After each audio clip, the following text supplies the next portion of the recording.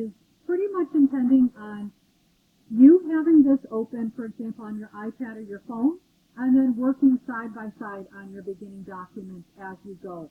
You can then watch this video, you can pause it, you can rewind it. It's like having a little mini teacher right next to you. So make sure that you use it, excuse me, wisely. Pardon me. You guys are going to have access to Photoshop. When you go into your Start menu, you might see it pop right up. Otherwise, just click on the little Windows icon on the bottom left, and you're going to go ahead and start typing in Photos. You're going to go ahead and see that Photoshop. This is a Creative Cloud 2015.5. You see that nice icon. Mine is already open. I would suggest, just for your computer, not to have too many things open at once. That's why I suggest having your iPad open with the video, or your phone with the video, and don't forget your earbuds, okay? So when we get started, this is your basic start. And I'm going to tell you a little bit about this left side. I'm going to call this your left toolbar. You've got your top menu, and you have your right menu. And you're going to have this whole bunch of variety. So if yours doesn't look like mine, the very first thing I want to start you off with is how to fix it. So if we go up to Window, Workspace, and we're working right now on something called Essentials. So it gives you the basics. So I want you to do is make sure that your workspace is reset to Essentials before you get started. If it doesn't look right, simply do that, and you're going to see that that's going to get it looking very similar to what mine is up here. So if ever you have a menu that disappears or something's just not, kind of where it needs to be, that's one thing you can do, okay? The other thing I want to show you is all these tools over here. Whenever you see that little tiny, you might see a little tiny triangle right here on the bottom corner. That means that there are multiple tools nested inside of there. So if I click and hold with my mouse, I'm going to see that there are 4 tools in here. To use the elliptical marquee tool, I'm going to drop down. You'll see that that's the one that's loaded right now. Oh, no, I want this one, etc. You'll see a few of them have nothing other than just that one, like the magnifying glass.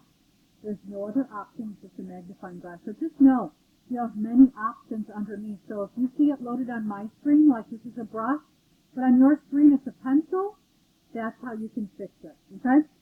Up here, to open up your first file in Photoshop, you want to know where it's at. First of all, you're going to go ahead and download your Aperture Priority Shot that you turned in yesterday.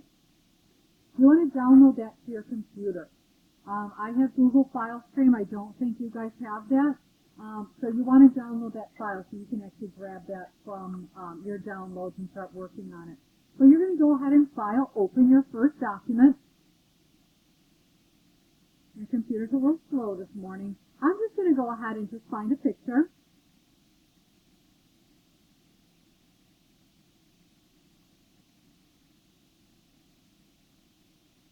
Let's put this one in.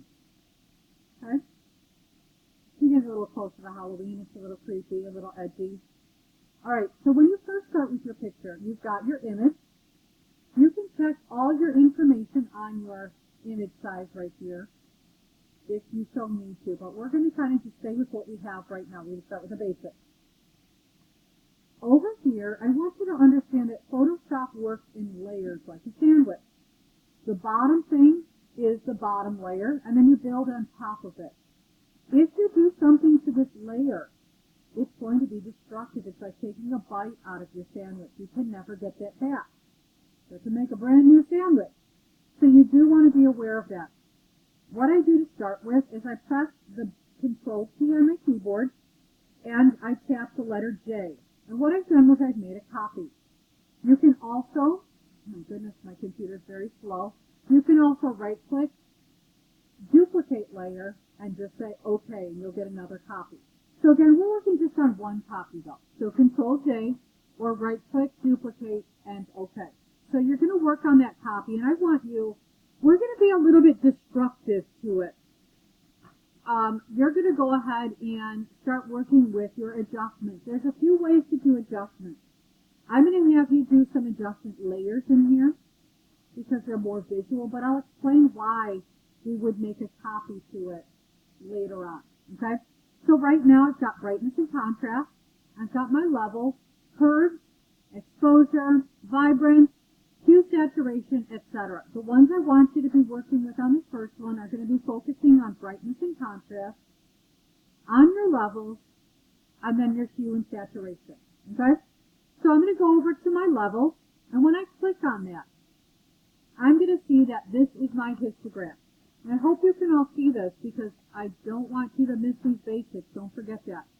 This is the distribution of light values, medium values, and dark values in my photograph. You can see it's very, almost pretty even. It's got a little peak right here because of the flower. But if I move these around, I can actually uncover, I can even move this guy over if I want to be able to see. I can go ahead and pop them back out. If I move these around, I'm going to get a different effect as I edit this. I'm going to go ahead and maybe pop my bright value a little bit. Maybe I want to deepen up the shadows in the center. Maybe I want to just give a little bit more in there. And then I'm going to go ahead and say, I'm done with that one. I can go ahead and seat that one back in. I'm going to put him back up here, actually. Okay, so I'm done with that layer. You can see I've got a levels adjustment right here. If I come over here, I've got an eyeball. My eyeball, I can turn off. That was before. This is after. So it's like you, but you looking nice and refreshed. I'm making it nice and refreshed. I can also then work into my brightness and contrast. And let's say I go ahead in there and I look at it. Oops. There we go. I look at it. I really messed that up.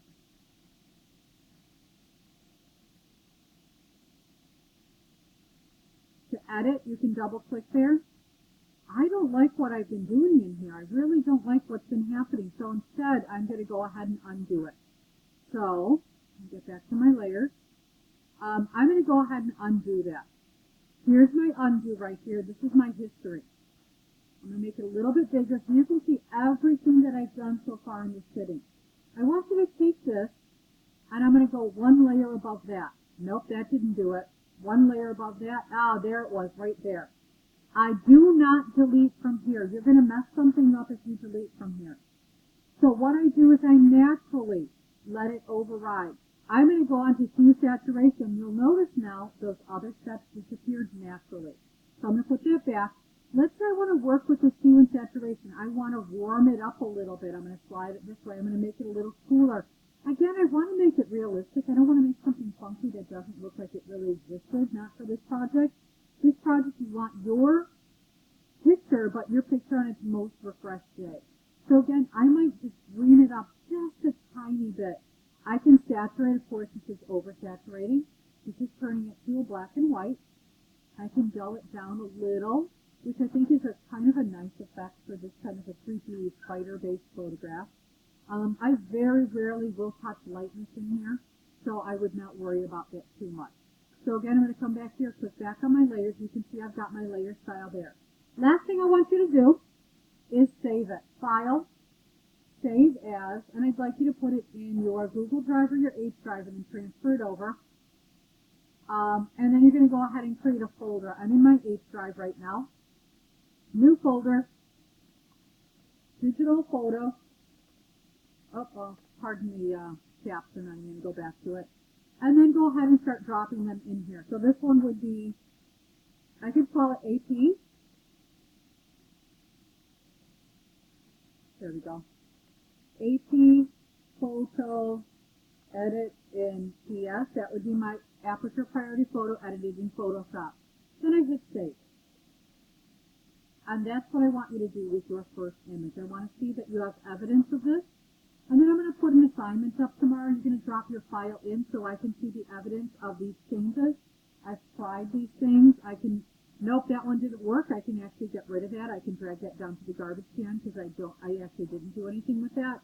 But I want to see some adjustments to it. Just some basic steps in there. Again, use this video to your advantage. Pause it while you're doing your work so that you can go ahead and progress step by step in a logical order. And that's it.